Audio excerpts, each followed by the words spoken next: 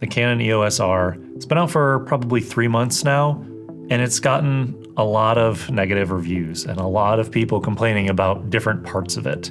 And once I finally had a chance to actually test it and use it and to film some videos with it for a few weeks after borrowing it from B&H, I'm actually really impressed by this camera. And yes, there are some downsides to it, the crop, the slow motion at 720p, et cetera, et cetera, et cetera. But those things are things that I'm actually used to and actually really impressed by the quality of some of the things like the slow motion. So in this video, I'm gonna be talking all about the Canon EOS R, who I think it's for, the video features on it that I actually really like, and some of the things that they crippled when they made this camera that they could improve in future models. Let's touch on that crop first of all. Everyone's complaining about the 4K crop that you get from filming on this camera. I'm filming right now on two C100 Mark IIs, and those crop at 1.6. They have a super 35mm sensor. And yes, this is a full frame mirrorless camera for stills, and if you're filming in 1080p, you get to use the whole sensor. But in 4K mode, it will crop in by 1.8 roughly. And so that means your 35mm that's on the lens is not a true 35mm. Now, to me, that's not a huge deal because of this. This is the mount adapter so that I can use EFS lenses. So for me, I really like this 10-18 here from Canon, and putting this on this adapter and on this body enables me to get a wide enough angle when I'm shooting 4K that I don't need to go any wider than that. There's also the 17-55 f2.8 from Canon that's great, or other like 14mm lenses like from Rokinon or from Canon that will still give you a wide enough field of view with that 4K crop. So to me, it's not that big of a deal. Compared to the 4K that I've gotten out of other cameras I've tested from Sony or even from Canon, the image that comes out of this is really good. It's a 480 megabits per second all-eye codec at 24 or 30 frames per second when you're filming in 4K.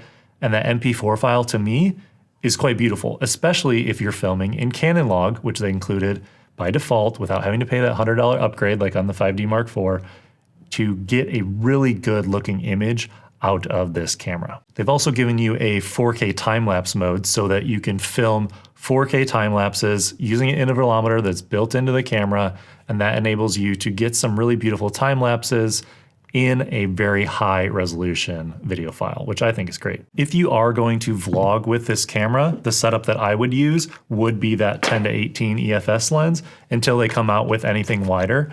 This thing is great because of how wide it gets at 10mm when it's on this mount here. So I would go ahead and put this on the camera body here, and it enables you to get a fairly wide field of view. It's not fully 16mm, but this in and of itself is a really good distance and lens size, and this is extremely lightweight. So even if you are gonna put it on something like a switch pod and you're gonna hold this out at arm's length, it's gonna be plenty wide enough for you, even filming in 4K, to have this all set up for you to vlog with. So I was testing out the 10-18 and vlogging with it with the switch pod, and this was a perfect distance to have it at 10. Even at 18, it would crop in a little bit more, but I was able to film the DJI Osmo Pocket video all on this lens, the 10-18, filmed it in 4K. It turned out great, and I was actually really surprised that we could film even with a crop in 4K with a $300 lens, and it still looked really good. Other than vlogging, another thing that I tried doing was treating this like it was a cinema camera. So like I said, I have two C100 Mark IIs, but this thing kind of felt like a mini C200, which is another camera I've reviewed. You put a monitor on top, like this small HD focus, enables you to just kind of treat this like a little bit heavier of a rig. Let me get that HDMI in there, turn this on, and to me, this became a perfect sized video camera basically. So instead of having a big honking C200, I would hold the switch pod like this, put it up to my eye when I was filming sometimes, or just kind of hold it out. I got face tracking, I'm filming in 4K. I could run an audio wireless lav in here into the audio jack. This just felt like a more manageable camera that I could hand to somebody for them to use, or for myself to handhold for longer takes or longer things that I was filming for a client, or when I was just out and about. So this kind of setup with a monitor on top into the HDMI port to enable me to see more of what I'm filming in a bigger screen is great. And if you even wanted higher quality footage, you could get that 10-bit 422 if you're using a recorder up here like the Atomos Ninja 5. So whether you're using a monitor or a recorder on top, I think this becomes kind of a mini cinema camera, and this is how I would run with it if I was filming all the time. To touch on that slow motion a little bit, I actually thought the files were really good. They are 720p, but the bitrate is about 160 megabits per second, or megabytes. I always forget which one it is. And those files actually look really good. There is some noise or grain that you'll see in the slow motion footage, but everyone's complaining that that's not 1080p and like it makes a huge difference. But if you filmed the files yourself and you look at them, you wouldn't be able to tell that they were 1080p in my opinion. And even upscaled to 4K alongside the other footage that is 4K in a timeline, it still looks great. A couple features of the touchscreen that I really liked are obviously the fact that it articulates, so it opens up and you can position the camera higher or lower and be able to see what you're trying to film. But it also had a couple features that have been slowly being added into the Canon cinema cameras like the C200 or higher, where you have focus peaking and you have a focus guide where you put the square on what it is you're trying to focus on. And then as you manually focus, you might be able to tell what's in focus when it turns green or know which direction that you need to adjust the focus. This just is another thing that enables me to know that what I'm filming is in focus, which to me is always something that's important. Now, as I've been testing this for the past few weeks, I've also been doing photography stuff, and I did a whole review going into all the photography features of this camera, but specifically testing out the different lenses like the 24-105.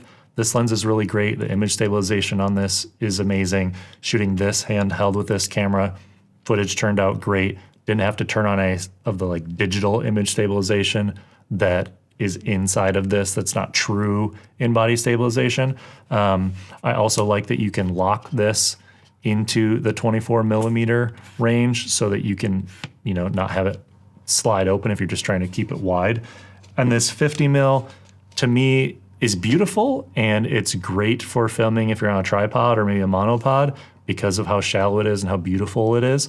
But without image stabilization in the lens or in the camera body other than that digital IS, I wasn't using it too much for video. But my favorite lens that I was testing is this new 35 millimeter lens that I think is around $500 or $600. I love this lens for filming video because, number one, it's stabilized, and you rarely get a lens that's a fixed focal version, especially from Canon, that is stabilized, as well as this is a macro lens. So this enabled me to get really close on things all the way down to f1.8 and to get some really beautiful footage. To jump into what I didn't like about filming with the EOS R, let me break down my little cinema rig here. The first thing would be, obviously, the internal in-body stabilization is not there. So you can turn on their digital IS, and there's two tiers of it, a low level and a high level. It can kind of do some funky things on that high level, but on that just one jump up to adding some stabilization, I did find that it was helpful, if not as good as Panasonic or Sony, to be able to, film handheld with a lens that doesn't have image stabilization. So I would hope that in a future EOS R version 2 or whatever, Canon would actually have sensor stabilization. I also didn't really care for the trackpad at all. I really thought that it would be something that I would use a lot. The only setting I found it to be useful for video was when it was set to ISO, and you could just swipe quickly to change ISO if your environment was changing a little bit. But most of the time I just left it off. And I was also really frustrated by switching modes between video and photo. To do that, you basically have to hit mode and then hit info, and then that enables you to switch between photo and video mode. Like on a 5D where they have the actual switch where you can change between photo and video mode, that's just not something that you can do on the EOS R really quickly. So I found myself kind of fumbling trying to get it right, to basically hit that mode dial, then hit info, to switch to video, and then to switch back, and it's just frustrating to have to do that. Also, I didn't really like where the record button was. If you're holding the camera, this is like a natural place, but to kind of tweak your index finger to hit that record button, that's not fun. So I ended up just changing the shutter button in video mode to record, and that was another thing that pretty much bugged me about using this camera all the time. And yes, the rolling shutter is bad if you are moving the camera and panning back and forth too fast, but most cameras have bad rolling shutter at this point unless they have a global video camera shutter, which for the price of a hybrid photo and stills video camera, you're probably not gonna get ever. So just don't wave your camera around like crazy. In my tests doing actual filming and moving it slower like you would normally, it wasn't that big of a deal. And really, I just think people are overly ragging on Canon for this camera because it's not the end-all be-all, maybe game changer that they said it would be. And I'm really excited about the future of where Canon's mirrorless cameras are going. There are a lot of features in this camera that I think are really great, and they do throttle their cameras a little bit, in my opinion, based on not doing certain things like giving it 10-bit 422 onto the SD card, that crop in 4K, or at least an option to try to film at full frame 4K, even at a lower bit rate or what have you. So yes, there are problems with this camera, but to me, I'm more interested in the progression that Canon is making towards going into mirrorless, having better true hybrid cameras, and enabling me to eventually maybe not need to take a cinema camera and a stills camera for the work I do for clients. To me, it seems like the internet likes to rag on cameras for what they don't have instead of focusing on what they do and what they're capable of, or they compare them to other brands and things like that. And I know that a lot of people are pretty stuck on what they want to keep using. I have enough Canon cameras and lenses and things like that I'm gonna stick with them for the foreseeable future, even if there's another camera from another manufacturer that's a few $100s cheaper and has a couple more features that I don't necessarily need, even if I want them. So to me, if you have a bunch of Canon lenses and you're looking into a mirrorless camera body, this is a great one to go with. If you want to wait a little bit, 6, 12, 18 months down the road, there might be a more professional one that has dual card slots, maybe has better codecs, might not have the crop, maybe doesn't have some of the weird ergonomic things. But if you're looking today to buy a camera that can do 4K video, has a flip out screen for something like vlogging, or you're going to use it alongside any of your other Canon cameras like C100s, 200s, 300s, what have you, this is a great video camera. I've been having quite a bit of fun actually filming with it and testing it out for this review. And I don't think you would be disappointed if you tried it out too. Most of the people that I talk to online that have used this camera, Armando from Mondo Bites, Dave from Kinotika, Justin Reeves, other people that have actually gotten this camera and tried to use it for YouTube production, for making videos and doing client work, they've been genuinely surprised and happy with it. So take reviews with a grain of salt, as always. I've been Caleb Wojcik, and I'll see you in another one. Oh, and if you're interested in the photography features of this camera, I did a full review about using it for photos here, or I have a half-hour conversation with my wife where she talks about what it's like compared to using a 5D Mark III for doing wedding and portrait photography. So definitely check those out too. Cheers.